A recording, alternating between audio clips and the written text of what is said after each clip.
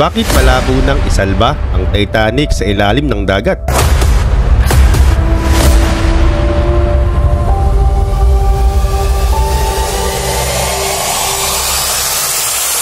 Ang barkong Titanic ay ang isa sa mga pinakamakasaysayang barko sa mundo.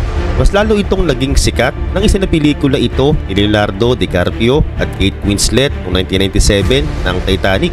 Lumubog ito halos 100 years na ang nakakalipas. Pero ang tanong, meron pa ba itong pag-asang i-recover sa ilalim ng dagat? Pero bago yan, alamin muna natin kung paano ba, bakit ba nabuo ang Titanic at gaano ba ito kahalaga sa mga prominente at ordinaryong tao noon.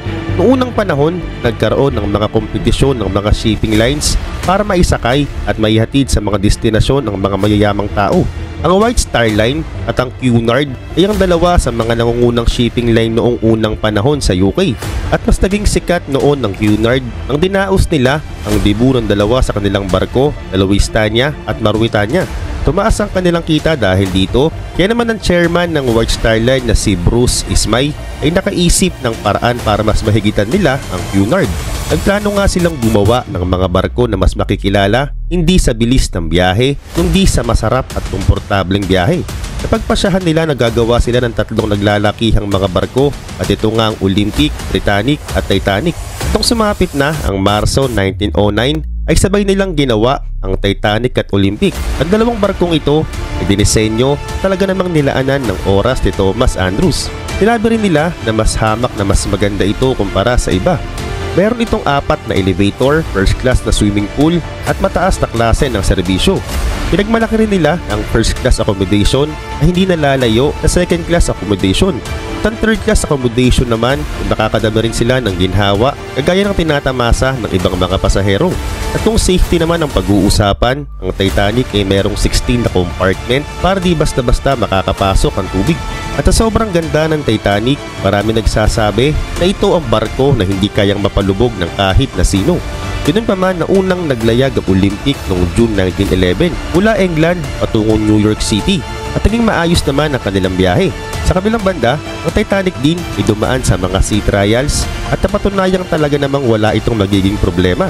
Kaya naman tuluyan na itong biniyahe noong Abril 10, 1912 mula ulit sa England patungong New York City. Binansagan din ng Titanic bilang millionaire's vessel dahil di basta-basta ang mga taong nakasakay dito at di rin basta-basta ang paggawa sa barko. Isa sa mga prominenteng pasahero dito ay ang British journalist na si William Thomas Stead at ang may-ari ng Mate Depth Store na si Isidro Staurus pati ang asawa niyang si Ida Staurus. Merong halos 2,000 na sakay ang barko at matapos ang 4 na araw nilang paglalakbay ay bumangga ang barko sa iceberg sa kalagitnaan mismo ng dagat Atlantiko. Sa sobrang lakas ng pagkakabangga ay pumasok ang malakas na current ng tubig sa compartment dahilan ng pagpapanik ng maraming tao. Dahil dito, nagpadala na ng mga signals ang Titanic sa ibang vessels para tulungan sila. Kasabay nito, nagbaba na rin sila ng mga lifeboats para sa mga pasahero. Madalang inuna ang mga babae at mga bata. Pero nakakalungkot dito, hindi sapat ang mga lifeboat para maisalba lahat ng mga pasahero. At ang resulta, halos 1,500 na katao ang nasawi sa paglubog ng barko. Ngayon dumako na nga tayo sa paglubog. Simula nang lumubog ang Titanic ay maraming ulit na itong sinubukang hanapin pero dahil wala pa noong mga makabagong teknolohiya ay hindi nila ito mahanap. Pero makalipas ang ilang dekada, natagpuan na ito ng isang Amerikano noong 1985 at gamit ang submersible na may kalakip na mga kamera ay nakita na nga nila ang mailap na barko ng Titanic. Binaba nilang submersible 13,000 feet sa ilalim ng Atlantic Ocean at dito, September 1, 1985, una na nga nilang nakuna ng underwater images ang Titanic. Nakita rin sa imahe at sa mga video ng barko pala ay nahati sa dalawa. Sirang-sira na nga rin ang pinakabarko at makikita pa sa video na kinakain na ng mga rusticles ang bawat parte ng barko. Ang mga rusticles ay mga iron-eating organism na umuubo sa barko. Pero may chance pa ba itong i-recover? Sa katunayan, maraming ulit na itong sinusubukan. Simula nung nakita ito sa ilalim ng Atlantic Ocean noong 1985 ay maraming ideya nang nabuo na itaas ito sa ilalim ng dagat. Ang kanilang unang ideya ay gumamit ng crane na nakakabit sa isang malaking vessel. Sabi rin ng iba, pwede rin daw kabitan ng maraming ping-pong balls o lagyan ng lobo ang Titanic para lumutang ito sa tubig. Pero sa kabilang banda, ang isa sa mga ideyang ng tagumpay ay naganap noong 1988. Ang kumpanyang RMS Titanic Incorporated ay nagawang itaas at i-recover ang halos 300 square ng Titanic. Ito ang starboard, parte ng barko na humiwalay matagal ng panahon na nakakalipas. Ibigat ang starboard ng halos 20 tons at bukod pa dito, marami rin silang nakuhang mga artifacts kagaya ng mga alahas, gamit, pinggan at iba pa. Ngayon matapos ang 1988 ay di na nga nasundan pa ang pag-recover sa barko. At ayon pa sa mga oceanographer, malabo na itong ma-recover dahil mismong si environment na ang sumisira sa barko. Dagdag pa, ang saltwater acidity ang siyang nagpapabilis magpatunaw sa mga bakal ng barko. At kung sakaling puwersahin itong kunin, ay malaki ang tsansang matunaw ito habang itinataas. Ayon pa sa mga eksperto, kung patuloy itong tutunawin ng sea organism, ay baka sa taong 2030 ay tuluyan na itong mawala at maging alikabok na lang at humalo sa napakalaking porsyento ng dagat. Ngayon ikaw, anong say mo sa Titanic? Share mo naman sa comment section. 13 dahilan kaya lumubog ang Titanic. Kumusta mga kaibigan? Welcome sa Arvin Polo TV. Ang paglubog ng Titanic noong 1912 ay isa sa pinakasikat na maritime disasters sa kasaysayan ng mundo. Bago ito lumubog, maraming mga misteryosong kaganapan ang nangyari na marahil hindi mo pa alam. Kaya naman sa video na ito ay naghanda kami ng 13 misteryosong kaganapan o mga hindi pangkaraniwang mga pangyayari na naganap sa Titanic bago ito lumubog. Kaya naman simulan na natin. Number 13, mga babala tungkol sa icebergs. Totoo na may mga babala tungkol sa mga iceberg ang natanggap ng Titanic bago ito lumubog. Ang RMS Titanic na isa sa pinakamalaki at pinakamarangyang barko noong panahon nito ay lumubog noong Abril 15, 1912 matapos bumangga sa isang iceberg sa Hilagang Atlantiko. Bago ang trahedyang ito, ang Titanic ay nakatanggap ng ilang mga babala tungkol sa mga iceberg sa kanyang ruta. Sa araw ng paglubog nito, ang Titanic ay nakatanggap ng hindi bababa sa 6 na mga babala mula sa iba't ibang mga barko tungkol sa mga iceberg sa North Atlantic. Kasama dito ang mga mensahe mula sa mga barkong America, Mesaba at Californian na nag-ulat ng maraming malalaking iceberg sa direktang ruta ng Titanic. Ang isa sa pinakakritikal na mensahe ay mula sa SS Californian na nagpadala ng babala na sila ay napapalibutan ng yelo at tumigil na sa paglalakbay dahil sa panganib. Subalit ang mensaheng ito ay hindi umabot sa Titanic hanggang sa naging huli na ang lahat. Ang wireless operator ng Titanic na si Jack Phillips ay abala sa pagpapadala ng mga mensahe sa pasahero at hindi binigyang pansin ng babala ng Californian. Nang makita ng mga opisyal ng Titanic ang isang malaking iceberg bandang 11:40 ng gabi, ay huli ng lahat para maiwasan ito. Ang barko ay bumangga sa iceberg at dahil sa epekto, nabiyak ang katawan ng barko na nagresulta sa pagpasok ng tubig. Number 12, kakulangan sa lifeboats. Oo, totoo na kulang sa lifeboats ang Titanic at ito ang naging isang malaking dahilan kaya mataas ang bilang ng mga namatay nang ito ay lumubog. Noong panahon ng paglulunsad ng Titanic noong 1912, ang mga regulasyon sa kaligtasan ay hindi pa napapanahon sa laki at kapasidad ng mga bagong superliners tulad ng Titanic. Ayon sa mga regulasyon ng British Board of Trade noong panahong iyon, ang bilang ng mga lifeboats na kinakailangan ay nakabatay sa tonelada ng barko at hindi sa bilang ng mga pasahero. Dahil dito, kahit ang Titanic ay may kapasidad na magdala ng halos 3,547 na tao, kabilang ang mga pasahero at crew, ito ay nilagyan lamang ng sapat na lifeboats para sa 1,178 na tao. Ito ay malinaw na hindi sapat para sa lahat ng mga sakay nito. Ang Titanic ay mayroong 20 lifeboats lamang na binubuo ng 14 na standard wooden lifeboats, 4 na collapsible boats at 2 na emergency cutters. Bagamat ito ay higit sa kung ano ang hinihingi ng batas noon, malinaw na hindi ito sapat para sa bilang ng mga tao sa barko. Ang kawalan ng sapat na mga lifeboats ay nagdulot ng trahedya sa oras ng pangangailangan nang ang barko ay lumubog.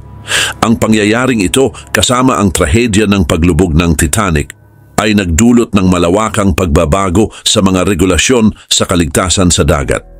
Pagkatapos ng insidente noong 1914, itinatag ang International Convention for the Safety of Life at Sea, SOLAS, na nagtakda ng mas mahigpit na mga panuntunan sa bilang ng mga lifeboats at mga drill sa kaligtasan na kinakailangan para sa mga barko, nakaayon sa bilang ng mga sakay nito. Ang mga pagbabagong ito ay naglalayong maiwasan ang mga trahedya sa hinaharap na katulad ng nangyari sa Titanic. Number 11. Fire sa coal bunker. Ang isyu ng sunog sa coal bunker ng Titanic bago ito lumubog noong Abril 1912 ay isang paksa na paminsan-minsan ay nababanggit sa mga diskusyon tungkol sa trahedya. Ang ideya ay nagmula sa ilang ulat at ebidensya na nagmungkahi na bago at habang naglalayag ang Titanic, isang sunog ang nagaganap sa isa sa mga coal bunker nito, na kung saan ay dito nakaimbak ang mga uling na ginagamit para patakbuhin ang mga steam engine ng barko. Ayon sa mga ulat, ang sunog ay nagsimula sa coal bunker na nasa gilid ng boiler room ng Titanic, particular sa starboard side. Ito ay sinasabing nagsimula bago pa man ang barko umalis mula Southampton at nagpatuloy sa loob ng ilang araw sa paglalayag. Ang mga sunog sa coal bunker ay hindi bihira sa mga barkong pinapatakbo ng karbon dahil sa spontaneous combustion ng karbon. Ito ay maaring mangyari kung ang carbon ay napainitan o kung mayroong chemical na reaksyon sa loob ng tumpok ng carbon. Ayon sa mga record, ang mga crew ng Titanic ay aktibong sinubukang kontrolin at patayin ang sunog sa pamamagitan ng paglipat ng mga nagbabagang carbon mula sa bunker papunta sa mga furnace ng barko, na isang karaniwang paraan ng paghawak sa ganitong mga sitwasyon. May teorya na ang matagal na pagkakalantad sa mataas na init dahil sa sunog ay maaring nakapagpahina sa bakal ng barko sa lugar na iyon, na naging dahilan kaya mas rumupok ito sa malamig na temperatura ng Atlantiko. Ito ay pinaniniwalaan ng ilan na ito ang naging dahilan kaya mas mabilis na nasira ang barko nang ito ay bumangga sa iceberg. Ang lokasyon ng sunog sa coal bunker ay malapit sa lugar kung saan bumangga ang Titanic sa iceberg. Ipinapalagay ng ilang mananaliksik na ang pinahinang istruktura dahil sa sunog ay maaring nag-ambag sa mas malaking pinsala nang mangyari ang banggaan, na nagresulta sa mas mabilis na pagpasok ng tubig sa barko. Number 10, SS Californian. Ang SS Californian ay naging paksa ng kontrobersya at misteryo kaugnay ng paglubog ng Titanic noong Abril 1912. Ang barkong ito na pinamumunuan ni Kapitan Stanley Lord ay nakilala dahil sa pagiging malapit sa Titanic noong gabing ito ay lumubog, ngunit hindi agad ito tumugon upang magbigay ng tulong. Noong gabing lumubog ang Titanic, ang Californian ay nagpahayag na ito ay nakahinto dahil sa makapal na yelo sa North Atlantic. Ito ay nasa loob ng visual distance mula sa lokasyon kung saan lumubog ang Titanic. Ang crew ng Californian ay nakakita ng mga rockets sa kalangitan na karaniwang tanda ng isang barkong nangangailangan ng tulong. Gayunpaman, hindi agad nakapagpadala ng tulong ang Californian. Ang kapitan na si Lord at ang kanyang crew ay hindi gumamit ng kanilang wireless telegraph upang makipagkomunikasyon, posibleng dahil ito ay naka-off sa oras na iyon. Ang mga aksyon ni Kapitan Stanley Lord ay pinuna matapos ang trahedya. Sa mga pagsisiyasat pagkatapos ng paglubog, maraming kritiko ang nagtanong kung bakit hindi agad kumilos ang Californian upang magbigay ng tulong kahit na may mga senyalis ng distress mula sa kalapit na barko. May mga espekulasyon at teorya na nagsasabi na ang Californian ay may iba pang misyon tulad ng pagdadala ng iligal na kargamento na maaring naging dahilan kung bakit ito hindi nagatubiling lumapit sa Titanic. Ang mga ganitong uri ng teorya ay kadalasan batay sa haka-haka lamang at walang konkretong ebidensya. Isa sa mga naging malaking issue ay ang pagkabigo sa komunikasyon sa pagitan ng Californian at iba pang mga barko, kabilang ang Titanic. Kung ang wireless telegraph ng Californian ay nakabukas, posible sana silang makatanggap ng diretsong distress calls mula sa Titanic. Ang pagkabigo ng Californian na tumugon sa distress signals ng Titanic ay nagdulot ng malaking kontrobersya. Ang mga teorya na may ibang misyon ito, tulad ng pagdadala ng iligal na kargamento, ay nananatiling hindi napapatunayan. Number 9, glacial ice. Ang presensya ng hindi pangkaraniwang dami ng glacial ice sa North Atlantic noong panahon ng paglalayag ng Titanic noong Abril 1912 ay isang mahalagang kadahilanan sa trahedya ng paglubog nito. Ang mga pagbabago sa klima at temperatura ng karagatan ay maaaring nagdulot ng pagtaas ng pagkakabuo ng yelo sa mga polar regions. Ang mga natural na cycle tulad ng El Niño at La Niña ay maaari ring magkaroon ng epekto sa paggalaw ng mga icebergs. Sa mga buwan ng tagsibol, natural na nagsisimulang matunaw ang mga glacier sa polar regions na nagpapadala ng mas maraming icebergs sa North Atlantic. Ang tagsibol ng 1912 ay posibleng mas aktibo sa ganitong mga pangyayari. Ang direksyon at lakas ng prevailing winds at ocean currents ay maaring nagtulak ng mga icebergs mula sa Greenland patungo sa mga ruta ng transatlantic shipping. Ang Labrador Current na nagdadala ng malamig na tubig at yelo mula sa Arctic patungo sa North Atlantic ay malakas na nag-ambag sa pagkakaroon ng mga icebergs sa lugar. Bagaman nakatanggap ang Titanic at iba pang mga barko ng mga babala tungkol sa presensya ng mga icebergs, ang komunikasyon at pagpapasa ng impormasyon sa mga panahong iyon ay hindi kasing bilis o kasing epektibo kumpara sa modernong panahon. Ang mga babala ay maaring hindi na iparating sa lahat ng mga kapitan kaya nagkaroon ng trahedya. Ang teknolohiya sa pagdetect ng yelo tulad ng radar ay hindi pa umiiral noong 1912. Sa makatuwid, ang mga barko ay umaasa lang sa visual sighting para makita ang mga icebergs na nagiging mas mahirap kapag gabi o may mahinang visibility. Ang Titanic sa kanyang maiden voyage ay naglayag sa North Atlantic na may awareness na mayroong icebergs sa ruta ngunit posibleng hindi nila ganap na naunawaan ang lawak ng panganib nito. Ang gabing lumubog ang barko ay medyo maliwanag sa dagat. Ngunit napakalamig na nagpapahiwatig na maraming yelo ang nasa tubig. Ang kakulangan ng natural na liwanag at ang kalmadong kondisyon ng dagat ay naging dahilan upang mahirap makita ang mga icebergs. Ang presensya ng hindi pangkaraniwang dami ng glacial ice sa North Atlantic sa panahon ng paglalayag ng Titanic ay resulta ng kombinasyon ng natural na mga kondisyon sa kapaligiran at mga limitasyon sa teknolohiya at komunikasyon ng panahon. Ang trahedyang ito ay nagturo ng mahalagang aral sa maritime safety na nagdulot ng pagbabago sa mga patakaran at teknolohiya sa pag-navigate upang maiwasan ang mga ganitong uri ng aksidente sa hinaharap. Number 8. False distress signals. Ang issue tungkol sa mga distress signals ng RMS Titanic noong ito ay lumubog noong Abril 1912 ay nagpapakita ng ilang kaguluhan at kalituhan sa paggamit ng mga internasyonal na distress codes.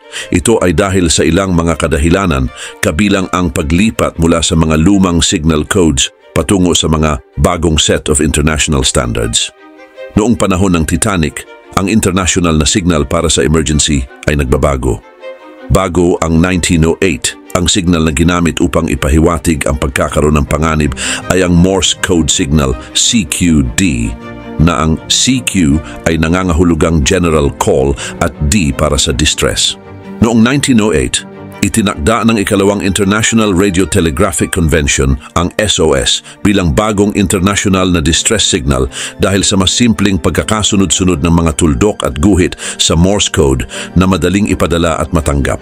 Sa gabi ng paglubog, ang mga wireless operator ng Titanic, sina Jack Phillips at Harold Bride, ay nagpadala ng parehong CQD at SOS na distress signals.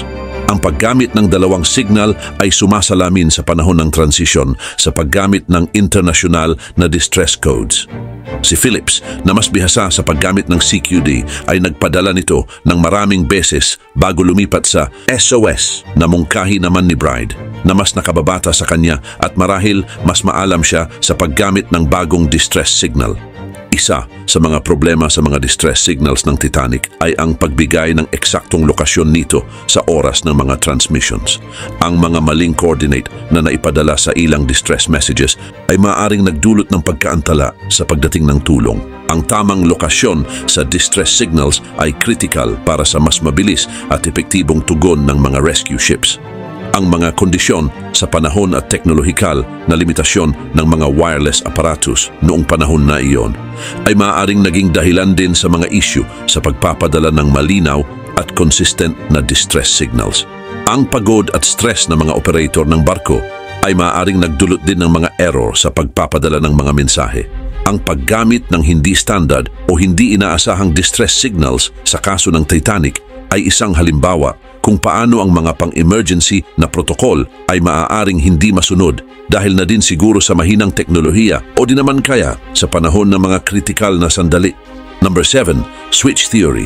Ang switch theory ay isang popular na teorya ng umano'y sabwatan ng may-ari ng RMS Titanic at ang kanyang kapatid na barko na ang RMS Olympic. Ayon sa teoryang ito, pinagpalit nila ang dalawang barko. Ang layunin ng pagpapalit ay upang maisagawa ang isang insurance scam dahil sa mga naunang aksidente at pinsala na natamo ng Olympic na inaasahang magiging mahal sa pag-aayos. Ang RMS Olympic at ang RMS Titanic ay parehong parte ng White Star Line at sila ay magkatulad ng mga barko sa disenyo at laki. Ang Olympic ay nauna sa serbisyo, sinimula ng kanyang maiden voyage noong 1911. Hindi nagtagal pagkatapos magsimula sa serbisyo, nasangkot ang Olympic sa ilang aksidente, kabilang ang isang banggaan sa isang Navy ship na HMS Hoke. Ang insidenteng ito ay nagdulot ng malaking pinsala sa Olympic at may mga ulat na nagpapahiwatig na ang barko ay nangangailangan ng malawakang pag-aayos. Ayon sa sabwatan, upang maiwasan ang malaking gastos ng pag-aayos ng Olympic at upang makakuha ng malaking halaga mula sa insurance, nagpasya ang mga may-ari ng White Star Line na palitan ang mga palatandaan at ilang bahagi ng Olympic at Titanic. Sa ilalim ng teoryang ito, ang barkong naglayag bilang Titanic ay talagang ang nasirang Olympic at ang tunay na Titanic ay ginamit bilang kapalit ng Olympic. Ang teorya ng pagpapalit ay isinagawa habang ang dalawang barko ay parehong nasa dry dock. Ang mga numero ng serial at iba pang natatanging marka ay sinasabing pinalitan o tinakpan para magmukhang magkapareho ang dalawang barko. Bagaman ang teoryang ito ay patuloy na pinag-uusapan sa ilang mga forum at dokumentaryo, ito ay malawakang itinuturing na walang matibay na katibayan at hindi pinaniniwalaan ng karamihan sa mga historian at eksperto sa maritime history. Bakit kamo? Maraming detalye ng konstruksyon at disenyo kasi ang nagpapakita ng pagkakaiba sa pagitan ng Titanic at Olympic na mahirap baguhin. At isa pa, ang ganitong uri ng pagpapalit ay magdudulot din ng malaking logistical challenges, kasama na ang pagsasagawa ng malalimang pagbabago ng barko sa loob ng maikling panahon. Dagdag pa, libu-libong manggagawa ang kasama sa pagtatayo at pag-aayos ng mga barko. At mahirap itago ang ganitong kalaking operasyon. At pagdating naman sa insurance, ang halaga ng insurance claim para sa Titanic ay hindi sapat na malaki upang bigyang katwiran ang isang scam. Sa makatuwid, ang switch theory ay itinuturing lang ng lahat bilang isang teorya na walang sapat na ebidensya. Number 6. The warnings ignored. Si Captain Edward John Smith ay pinaniniwala ang hindi sapat na tumugon sa mga babala tungkol sa mga iceberg sa North Atlantic. Ang Titanic ay nasa kanyang maiden voyage mula Southampton patungong New York at may mga ulat na ang White Star Line, ang kumpanyang nagmamay-ari ng Titanic, ay ninais na magtakda ng record sa bilis. Ito ay maaaring nag-udyok kay Captain Smith na magpatuloy sa mataas na bilis kahit na may mga babala tungkol sa mga iceberg. Ang Titanic noon ay itinuturing na hindi lulubog dahil sa kanyang advanced na disenyo at teknolohiya, kabilang ang mga waterproof compartments nito. Ang labis na kumpiyansa na ito sa kakayahan ng barko ay maaring nagbigay sa kapitan at sa iba pang mga opisyal ng maling kumpiyansa na hindi sila makakaranas ng panganib. Bagaman may natanggap na mga babala mula sa iba pang mga barko tungkol sa mga iceberg sa area, ang mga ito ay hindi na iparating sa kapitan. May mga ulat na ang ilang mga mensahe ay hindi na ipasa ng maayos sa tulay ng kapitan. Ang ruta ng Titanic ay kilala sa panganib ng mga iceberg lalo na sa buwan ng Abril. Subalit, posible na ang kapitan at iba pang mga opisyal ay nag-underestimate ng panganib na dala ng mga iceberg lalo na sa gabi. Ang gabing lumubog ang Titanic, ang dagat ay kalmado at walang malalakas na alon. Kaya naman mahirap makita ang mga iceberg na walang breaking waves sa kanilang base. Maaaring hindi napansin ng mga lookout ang iceberg hanggang sa naging huli na ang lahat. Bukod pa dito, ang iba pang mga posibleng error ay ang maling pagpapasya ng kapitan at limitasyon na din sa teknolohiya sa panahong iyon. Number 5, The Mummy's Curse. Ang kwento ng The Mummy's Curse ay iniuugnay sa Titanic at isa ito sa mga pinakatanyag na alamat o urban legends na may kinalaman sa trahedyang naganap noon sa Titanic. Ang alamat na ito ay tungkol sa sinasabing sumpa ng isang Egyptian mummy na nagdulot umano ng kamalasan sa barko at sa mga pasahero nito. Ang alamat ay nagsimula sa isang kwento na ang isang mummy o ang sarcophagus, partikular ang tinaguriang Unlucky Mummy, ay isinakay sa Titanic. Ayon sa kwento, ang mummy na ito ay kinuha mula sa Egypt at dinala sa Estados Unidos o Europa. Sinasabi rin na ang sinumang nagmamay-ari o kahit nakakita lamang sa mummy ay dadanas ng malas o kakaibang mga trahedya. Sa katunayan, walang konkretong ebidensya na nagpapatunay na may Egyptian mummy o sarcophagus na sakaya ang Titanic. Ang mga opisyal na talaan ng kargamento ng Titanic ay hindi naglalaman ng anumang impormasyon tungkol sa pagkakaroon ng isang mummy o mga bangkay ng sinaunang Egyptian sa barko. Ang kwento ng sumpang mummy ay kumalat sa pamamagitan ng mga pahayagan at iba't ibang mga salaysay noong panahon matapos ang paglubog ng Titanic. Ito ay naging popular na elemento ng mga kwento tungkol sa paranormal at misteryo sa mga sumunod na dekada. Maaaring ang pagkahilig ng publiko sa misteryoso at supernatural ang nagpalaganap at nagpatibay sa alamat na ito. Number 4, Captain Smith's Decisions. Si Captain Edward John Smith, ang kapitan ng RMS Titanic, ay gumawa ng ilang mga desisyon sa pag-navigate at sa pagpapabilis ng takbo ng barko na naging kritikal kaya ito lumubog.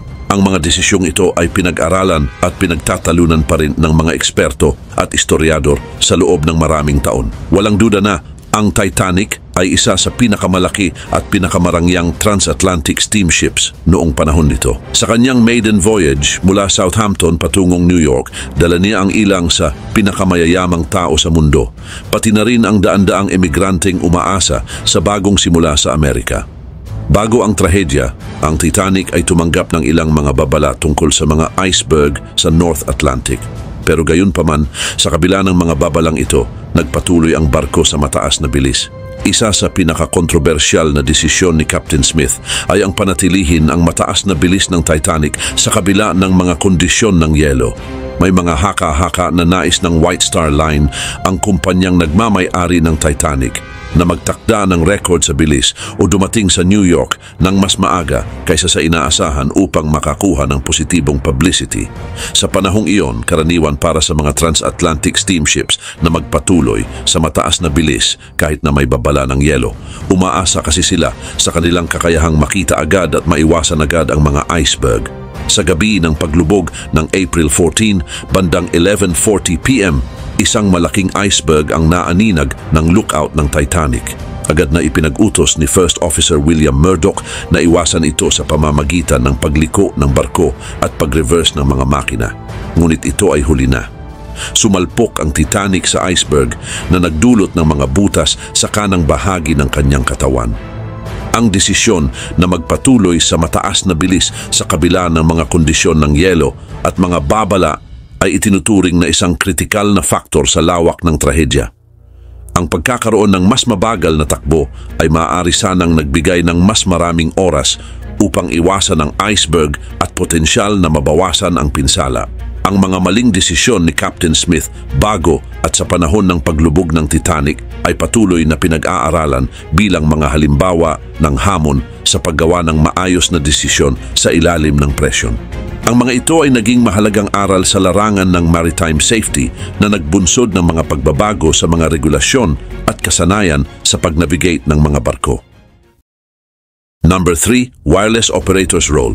Ang papel ng mga wireless operator sa RMS Titanic ay napakahalaga at mas naging kritikal lalo na noong gabing lumubog ang barko. Ang mga pangunahing wireless operator ng Titanic ay sina Jack Phillips at Harold Bride. Narito ang detalyadong pagsasalaysay ng kanilang papel at kung paano sila naging mahalaga sa mga pangyayari. Ang Titanic ay nilagyan ng pinakabagong Marconi wireless telegraph equipment na nagpapahintulot sa barko na makipag-ugnayan sa iba pang mga barko at sa mga land station. Nang hanggang 500 miles ang layo sa umaga at hanggang 2,000 miles naman sa gabi. Bago ang trahedya, ang pangunahing trabaho ni Phillips at Bride ay ang pagpapadala ng mga personal na mensahe ng mga pasahero na tinatawag na Marconigrams, pati na rin ang pagtanggap at pagpapadala ng mga komunikasyon at balita sa iba pang mga barko at mga coastal station. Sa araw ng paglubog, ang Titanic ay nakatanggap ng ilang ice warning mula sa ibang mga barko sa pamamagitan ng wireless telegraph. Gayunpaman, hindi lahat ng mga mensaheng ito ay naiparating sa kapitan o napagtuunan ng sapat na pansin. Dahil sa dami ng mga mensaheng personal, posibleng na-delay o hindi gaanong binigyang pansin ang mga babala tungkol sa mga iceberg. Pagkatapos banggain ng Titanic ang iceberg, sina Phillips at Bride ay nagtrabaho ng walang tigil upang ipadala ang SOS signals sa anumang barkong maaring makatulong. Gamit ang Morse code, sila ay nagpadala ng mga mensahe sa mga kalapit na barko upang humingi ng tulong. Isa sa mga barkong tumugon ay ang RMS Carpathia. Sa tulong ng mga wireless message, nagawa ng Carpathia na mag-navigate patungo sa lokasyon ng Titanic at magligtas ng mahigit 700 na survivors mula sa mga lifeboats. Hanggang sa huli si Phillips ay nagpatuloy sa pagpapadala ng mga mensahe hanggang sa kanyang mga huling sandali. Hindi na siya lumabas para tumakas sa wireless room hanggang sa lumubog na ang barko. Siya ay namatay dahil sa trahedya, habang si Bride naman ay nakaligtas at nakapagbigay pa ng mahalagang testimonya sa paglubog. Ang dedikasyon at katapangan ng mga wireless operator tulad ni Phillips at Bride ay naging kritikal sa pagtugon sa trahedya. Sila ay nagbigay ng mahalagang komunikasyon na nakatulong sa pagliligtas ng maraming buhay. Ang kanilang mga aksyon ay nagpapaalala sa atin ng kahalagahan ng mabilis at maayos na komunikasyon sa panahon ng krisis. Number 2. The Great Ship's Design Flaws. Ang RMS Titanic, bagaman itinuturing na isa sa pinaka-advanced na barko ng kanyang panahon, ay meron din siyang ilang mahahalagang flaws sa disenyo na maaaring nag-ambag sa kanyang paglubog. Narito ang ilan sa mga pangunahing design flaws na kinilala ng mga eksperto. Marahil, ang pinakamalaking flaw sa disenyo ng Titanic ay ang hindi sapat na bilang ng lifeboats para sa lahat ng sakay. Isa pa ang problema sa waterproof compartments. Ang mga waterproof bulkheads ay hindi umaabot sa sapat na taas. Ang Titanic ay dinisenyo na may 16 na waterproof compartments na maaaring isarado gamit ang mga watertight doors. Sa teorya, ito ay magpapahintulot sa barko na lumutang kahit 4 sa mga compartments na ito ang lubog na sa baha. Subalit, ang mga bulkheads ay hindi umaabot sa itaas ng E-deck, na naging dahilan para sa tubig na madaling lumipat mula sa isang compartment patungo sa iba pa nang tumaas ang tubig. Ayon sa mga pag-aaral na isinagawa sa mga bangkay ng Titanic, ito ay nagpapakita na ang mga steel o bakal na ginamit sa hull ng barko ay mas malutong kaysa sa modernong steel, lalo na sa mababang temperatura tulad ng sa North Atlantic. Bukod dito, ang ilang rivets na ginamit lalo na sa popa at bow ay gawa sa iron na may mas mababang kalidad kaysa sa steel rivets. Ito ay maaring naging sanhi para ito ay mas madaling mabiyak o masira sa matinding impact. Ang disenyo ng hull ng Titanic kasama ang kanyang malaking sukat at ang mas mabilis niyang takbo ay maaaring nag-ambag din ng malaki kaya mas naging matindi ang trahedya. Ang bilis din ay maaaring nagpahirap sa pag-iwas sa iceberg at nadagdagan din nito ang impact ng pagbangga. Ang isa pang disenyo na flaw ay yung kakulangan sa malinaw na mga protocol para sa emergency situations kabilang ang evacuation. Kaya naman, ito ay nagresulta sa kalituhan at hindi epektibong paggamit ng available na mga lifeboats. Ang mga flaws na ito, pati na ang mga human errors, ay nagresulta sa isa sa pinakamalalang maritime disasters sa kasaysayan. Number 1, the missing binoculars. Ang issue ng mga nawawalang binoculars sa RMS Titanic ay isa sa mga bagay na pinaniniwala ang maaaring nakatulong sana upang maiwasan ang pagbangga ng Titanic sa iceberg. Narito ang buong konteksto at detalye ng isyung ito. Bago umalis ang Titanic sa Southampton, nagkaroon ng pagbabago sa ilang key positions sa crew. Isa sa mga apektadong posisyon ay ang ng mga senior officers, kabilang ang pagkakaroon ng bagong first officer. Si Chief Officer Henry Wilde ay ipinasok sa huling minuto na nagresulta sa pagbaba ng ranggo ni William Murdoch mula Chief Officer hanggang First Officer at ni Charles Lightoller mula First Officer hanggang Second Officer. Si David Blair, na dapat sana ay second officer, ay inalis sa crew at pinalitan. Si David Blair ay may daladalang key para sa locker kung saan itinatago ang mga binoculars para sa mga lookout sa crow's nest. Nang tanggalin siya sa crew list, hindi niya naibigay ang susi sa kanyang kapalit. Dahil dito, ang mga lookout na sina Frederick Fleet at Reginald Lee na naka-duty sa crow's nest noong gabing iyon ay walang access sa binoculars. Sila ay umaasa lamang sa kanilang mata sa pagmamanman ng karagatan. Bagaman ang mga lookout ay sinanay upang magbantay gamit ang kanilang mga mata, ang pagkakaroon ng binoculars ay maaaring nagbigay sana sa kanila ng mas mahusay na kakayahan upang makita at makilala ang mga panganib sa dagat, tulad ng mga iceberg, mula sa mas malayong distansya at sa mas madilim na kondisyon.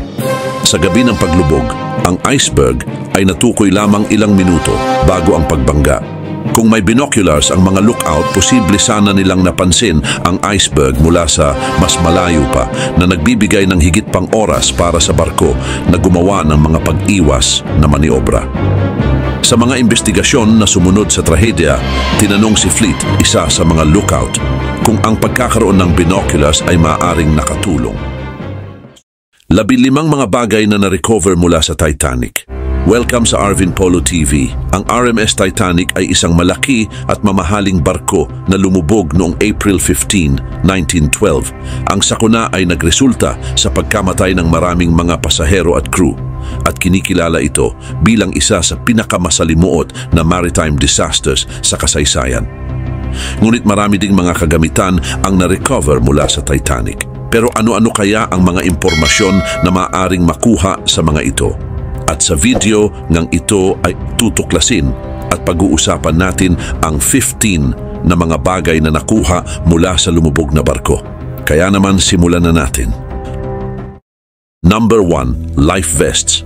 Isa sa mga pinakamahalagang bagay na nakuha mula sa Titanic ay ang mga life vests na ginamit ng mga pasahero at crew noong gabi na lumubog ang Titanic. Ang mga life vests na ito ay nagbibigay sa atin ng malinaw na larawan ng mga nangyari habang lumulubog ang barko at ang pagsisikap ng mga tao na makaligtas.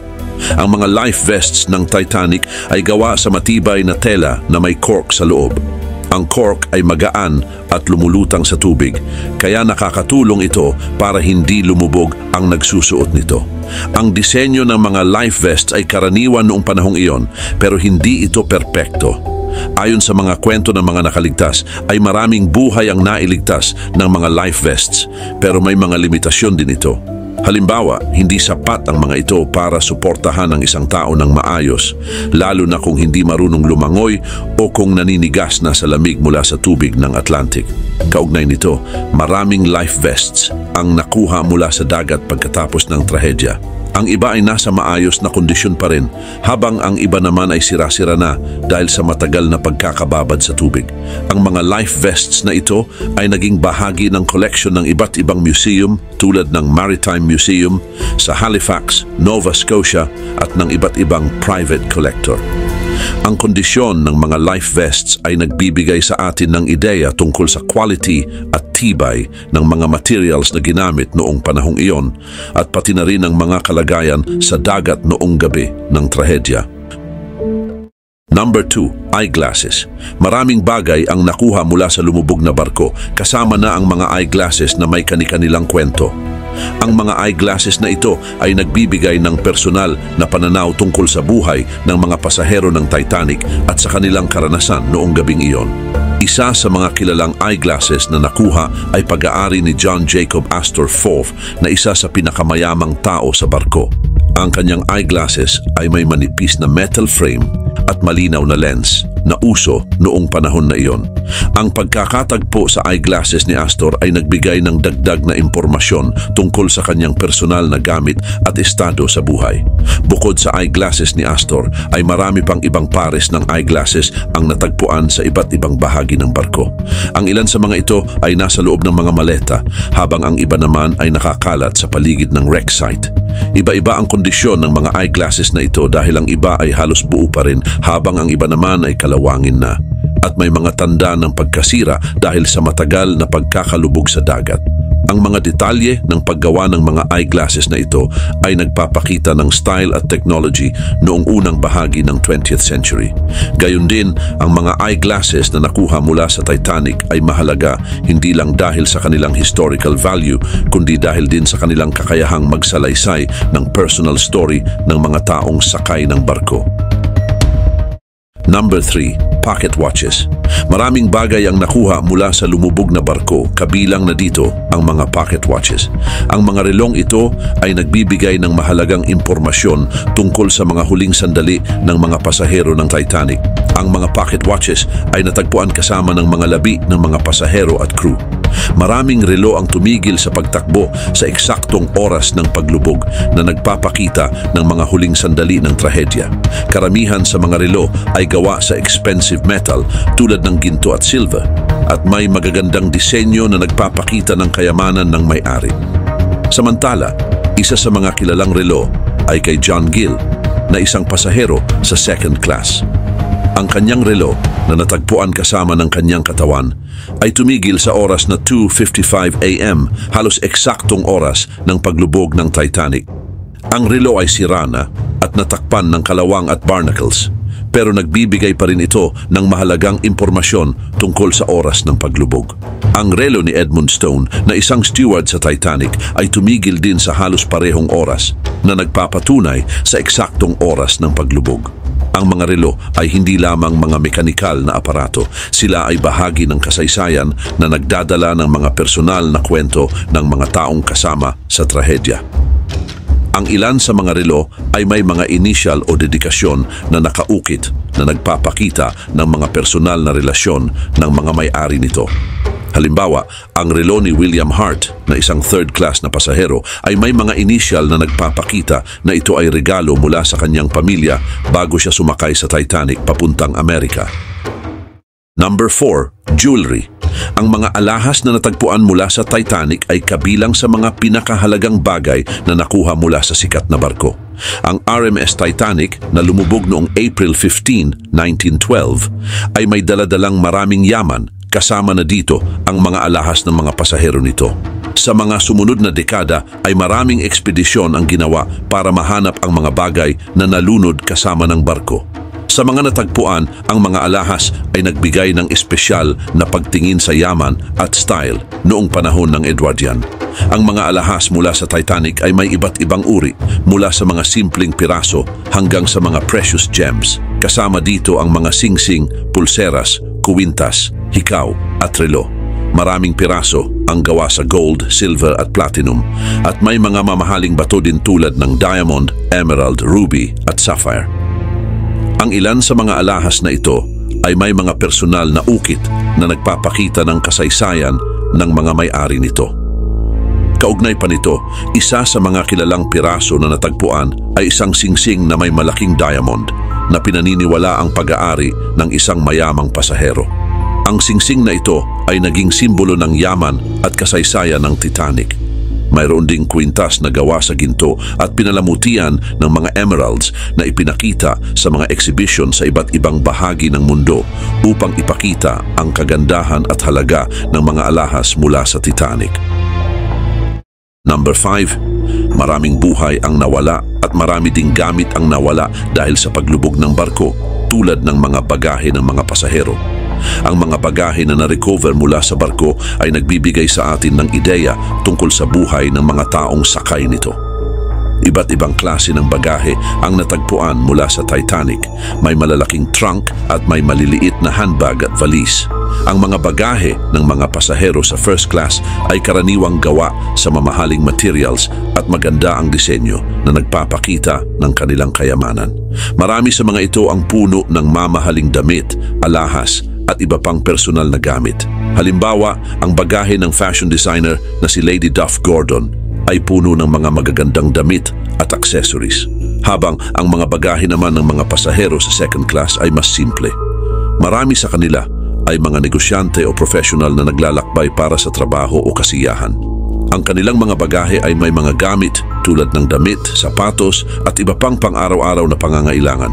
At ang mga bagahe ng third class na tinatawag ding steerage ay mas basic at functional. Marami sa mga pasahero nito ay mga immigrants na papuntang Amerika upang magsimula ng bagong buhay. Ang kanilang mga bagahe ay may mga gamit na kailangan nila para sa paglalakbay at bagong simula sa Amerika. Isa sa mga kilalang bagahe na na-recover mula sa Titanic ay pag-aari ni Michelle Navratil na isang pasahero ng third class. Number 6, perfume vials. Ang mga perfume vials na nahanap mula sa Titanic ay isa sa mga kakaibang bagay na nakuha mula sa barko. Ang Titanic, na isang marangyang barko, ay lumubog noong 1912 sa kanyang unang biyahe mula Southampton papuntang New York. Kabilang sa mga natagpuang bagay mula sa wreckage ay ang mga vial na ito na may lamang pabango. Ang mga vial na ito ay gawa sa salamin at may maliliit na takip. Ito ay mga gamit ng mga pasahero sa first class na karaniwan ay mga mayayaman. Ang mga pabango sa vial ay mga sikat na produkto mula sa Paris noong panahong iyon. Isang halimbawa ay ang pabango na tinatawag na L'Odeur de Rose na popular noong 1910s. Ang mga vial na ito ay nagpapakita ng marangyang pamumuhay ng mga pasahero sa Titanic. Ang mga tatak sa vial ay mula sa mga kilalang store sa Paris. Ang pagkakahanap sa mga vial ay nagbibigay ng ideya kung paano gumamit ng magagarang produkto ang mga tao noong panahong iyon. Sa kasalukuyan, ang mga vial na ito ay matatagpuan sa mga museum. Gayun din, ang mga ito ay mahalaga dahil nagpapakita sila ng buhay sa Titanic at ng pamumuhay noong unang bahagi ng 20th century. Number 7, Chinaware and Tableware. Ang Titanic, ang sikat na barko na lumubog noong 1912, ay may mga piraso ng china at tableware na natagpuan sa ilalim ng dagat. Ang mga gamit na ito ay nagbibigay sa atin ng ideya tungkol sa buhay sa barko noong panahon niyon. Ang chinaware ay tumutukoy sa porcelain na ginagamit sa pagkain at inumin. May dalawang uri ng chinaware mula sa Titanic. Ang White Star Line China na espesyal na ginawa para sa barko. At iba pang chinaware mula sa ibang mga kumpanya. Ang White Star Line China ay may puting kulay na may manipis na gold edge at ginawa ng kumpanya na J&G Meakin mula sa England. Ang mga piraso ng China mula sa Titanic ay karaniwang natatagpuan sa mga expedition sa ilalim ng dagat at sa mga auction house. Ang mga ito ay nagbibigay sa atin ng ideya kung paano ginamit ang tableware sa barko at kung gaano ito kahalaga sa mga pasahero. Maraming piraso ng chinaware ang makikita sa mga museum tulad ng Titanic Museum sa Branson, Missouri at Titanic Belfast sa Northern Ireland. Dito ay makikita ng mga bisita ang mga piraso ng chinaware mula sa Titanic. Ang mga piraso ng chinaware at tableware mula sa Titanic ay hindi lamang mga bahagi ng trahedya kundi pati na rin ng mahalagang kasaysayan. Ang mga ito ay nagpapakita ng detalye tungkol sa buhay sa barko at nagbibigay sa atin ng pagkakataon na maunawaan ang pamumuhay noong panahong iyon. Pero sa kabila ng trahedya, ang mga pirasong ito ay patuloy na nagkukwento tungkol sa kagandahan at kasaysayan ng Titanic. Number 8, shoes. Maraming bagay ang nakuha mula sa lumubog na RMS Titanic at isa sa pinaka-nakakatindig balahibo ay ang mga pares ng sapatos na naiwan ng mga biktima. Noong 1985 ay natagpuan ang Titanic sa ilalim ng dagat. Maraming bagay ang nakuha mula rito at kasama na ang mga sapatos. Ang mga sapatos na ito ay patunay ng mga buhay na nawala dahil sa trahedya. Maraming pares ng sapatos ang natagpo ang magkatabi sa ilalim ng dagat na tanda ng lugar kung saan nahimlay ang katawan ng isang biktima. Ang mga sapatos na ito ay nagbibigay ng mahalagang impormasyon tungkol sa mga tao na sakay ng Titanic mula sa kanilang pang-araw-araw na kasuotan hanggang sa kanilang kalagayan noong huling sandali ng kanilang buhay. Ang mga sapatos na na-recover mula sa Titanic ay nasa iba't ibang kondisyon. Ang ilan ay mukhang bago pa, habang ang iba ay malinaw na gamit na at may mga senyales ng pagsusuot sa pang-araw-araw. Iba-iba rin ang klase ng mga sapatos mula sa magagarang sapatos ng mga nasa first class hanggang sa simpleng sapatos ng mga nasa third class. Ipinapakita ng pagkakaiba ng mga sapatos ang estado sa buhay ng mga pasahero. Samantala, ang mga sapatos na ito ay hindi lamang mga bagay kundi sila rin ay mga tahimik na saksi sa isang malungkot na bahagi ng kasaysayan. Ang kanilang presensya sa ilalim ng dagat ay nagbibigay sa atin ng direktang koneksyon sa mga individual na sakay ng barko. Sa pamamagitan ng mga sapatos ay mas maiintindihan natin ang karanasan ng mga pasahero mula sa kanilang pinanggalingan, mga pangarap hanggang sa kanilang huling sandali. Ang bawat pares ng sapatos ay may kwento ng pag-asa at trahedya. Number 9. Coins. Kasama ng barko ay lumubog din sa dagat ang mga gamit ng mga pasahero kabilang ang iba't ibang barya. Ang mga barya na nakuha mula sa Titanic ay nagbibigay ng kaalaman tungkol sa buhay ng mga pasahero at sa ekonomiya noong panahon na iyon. Samantala, nagsimula ang pagkuha ng mga barya mula sa Titanic noong 1980s nang magkaroon ng mga ekspedisyon sa lugar kung saan lumubog ang barko. Maraming klase ng barya ang natagpuan mula sa iba't ibang bansa. Kabilang dito ang mga barya mula sa United States, United Kingdom, Canada at iba pang bansa sa Europe. Iba-iba ang halaga, material at disenyo ng mga barya at bawat isa ay may sariling kwento. Maraming barya ang nagmula sa mga American na pasahero, kabilang ang mga gawa sa silver at ginto. Kabilang sa mga kilalang halimbawa ay ang Morgan Silver Dollars at Liberty Head Gold Coins. Ang mga barya na ito ay simbolo ng yaman at katayuan ng may-ari. Mayroon ding mga British coins tulad ng sovereigns at half-sovereigns na karaniwang dala ng mga pasaherong galing sa United Kingdom. Ipinapakita ng iba't ibang pera sa barko ang kalakalan at ekonomiya noong unang bahagi ng 20th century. Dagdag pa rito, isang mahalagang bagay tungkol sa mga barya na nakuha mula sa Titanic ay ang kanilang kondisyon. Matapos lumubog sa dagat ng matagal, ay iba't ibang antas ng pagkasira ang nakita sa mga barya. Ang kondisyon ng mga ito ay nag-iiba depende sa material at lokasyon sa lugar kung saan sila natagpuan. Ang mga barya na gawa sa pure gold ay may kaunting sira kumpara sa mga gawa sa silver at iba pang mas mababang klase ng metal. Nagbigay ito ng mahalagang impormasyon sa mga eksperto tungkol sa epekto ng dagat sa mga metal sa paglipas ng panahon. Number 10, Ship's Bell. Ang Ship's Bell mula sa RMS Titanic ay isang mahalagang bagay na natagpuan sa lumubog na Titanic. Gawa ito sa bronze at copper at may taas na 30.5 centimeters. Ang timbang nito ay karaniwang umaabot ng 100 kilograms. Makikita rin dito ang pangalang RMS Titanic at ang taong 1912 kung kailan ito inilunsad. Samantala noong 1987 ay nakuha ang bell mula sa ilalim ng dagat kung saan lumubog ang Titanic. Ang mga eksperto at divers ang nanguna sa pagkuha ng mga bagay mula sa lugar na kinaroroonan ng barko malapit sa Newfoundland. Ang bell ay natagpuan sa isang bahagi ng barko na hindi gaanong nasira kung kaya't buo pa itong nakuha. Subalit pagkatapos ng retrieval ay isinailalim ang bell sa proseso ng conservation para mapanatili ang mga inscription at itsura nito. Sa ngayon ay karaniwan itong makikita sa mga museum at exhibits tungkol sa Titanic na nagsisilbing paalala ng trahedya at nagbigay daan sa publiko na malaman ang kasaysayan ng barko. Number 11, Musical Instruments. Sa paglubog ng RMS Titanic ay maraming mahalagang bagay ang lumubog at kabilang na dito ang mga musical instruments. Ang mga instrumentong ito ay ginamit ng banda sa barko para aliwin ang mga pasahero. Ang pinakakilala sa mga instrumentong ito ay ang violin ni Wallace Hartley, ang pinuno ng banda ng Titanic. Si Wallace Hartley ang namuno sa 7 miyembro ng banda ng Titanic. Patuloy silang tumugtog habang lumulubog ang barko upang kalmahin ang mga pasahero. Ayon sa mga saksi ay tumugtog ang banda ng Nearer My God to Thee bago tuluyang lumubog ang barko.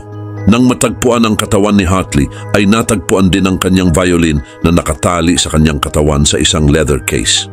Ang violin na ito na regalo mula sa kanyang kasintahan ay naging simbolo ng tapang at dedikasyon.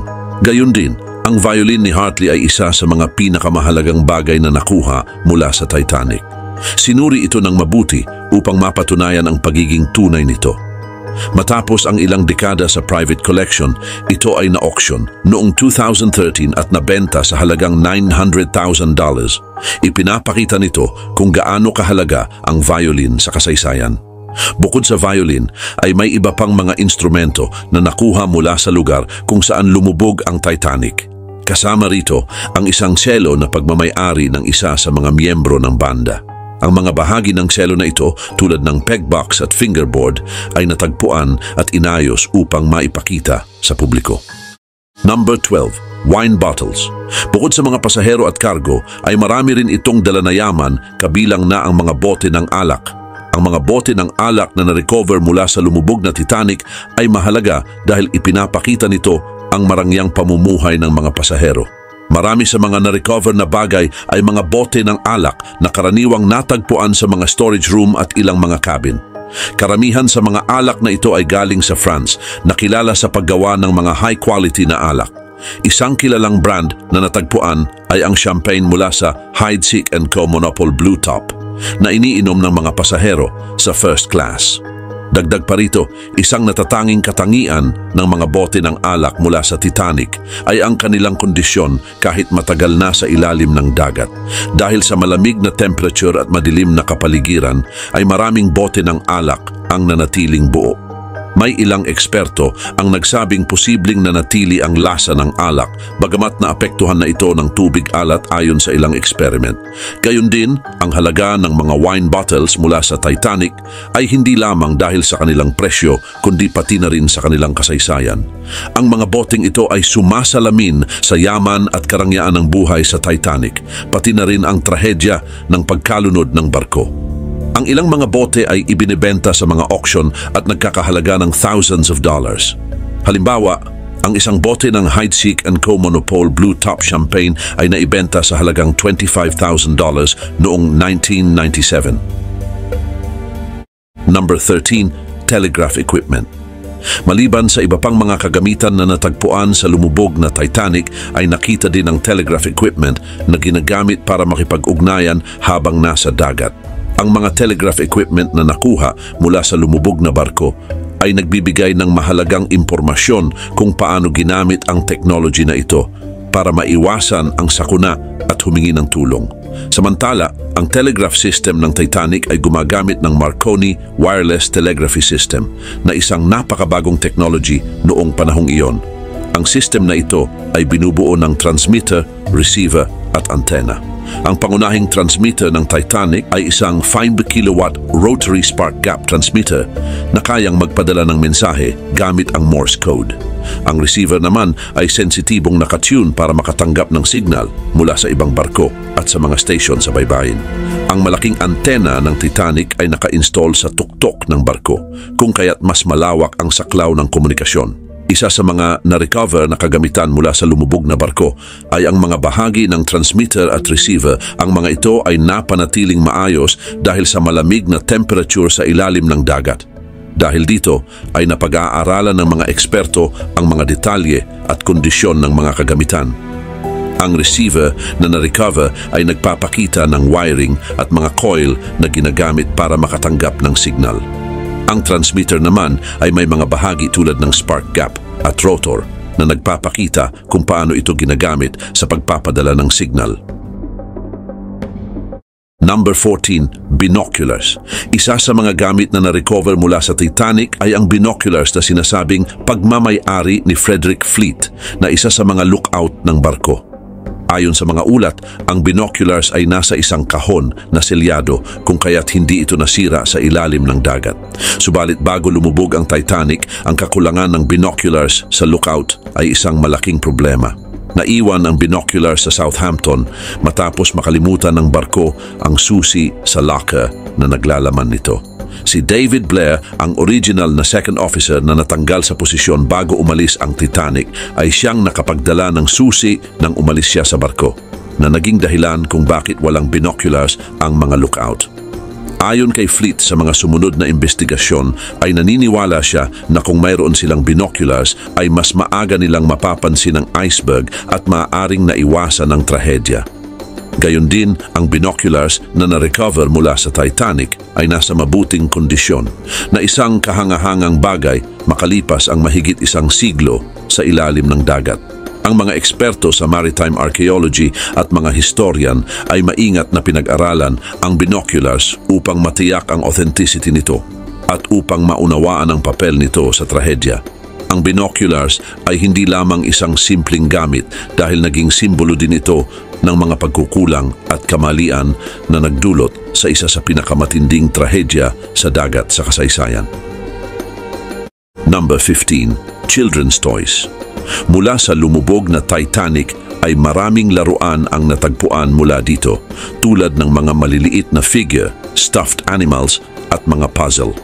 Isa sa mga natagpuang laruan ay mga wooden toy blocks na may mga guhit at letters. Ang mga blocks na ito ay ginagamit ng mga bata para maglaro at matuto at nagpapakita ng simpleng kasiyahan ng mga bata noong panahong iyon. Samantala, ang isa pang mahalagang item ay ang teddy bear na natagpuan sa lugar ng pagkakalubog. Naiwan ito sa cabin ng isang batang pasahero at nagpapakita ng comfort at security para sa kanya.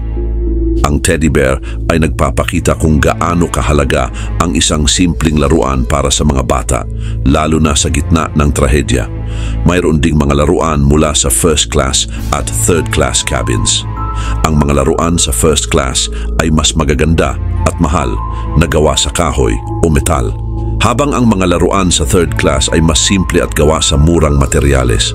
Ang pagkakaibang ito sa quality ng mga laruan ay nagpapakita din ng mga pagkakaiba sa lipunan ng mga pasahero, ngunit lahat sila ay nagbibigay ng impormasyon tungkol sa buhay ng mga bata sa barko. Sa kabilang banda, ang mga laruan mula sa Titanic ay hindi lang simpleng bagay kundi mga alaala din ng mga batang nawala sa trahedya.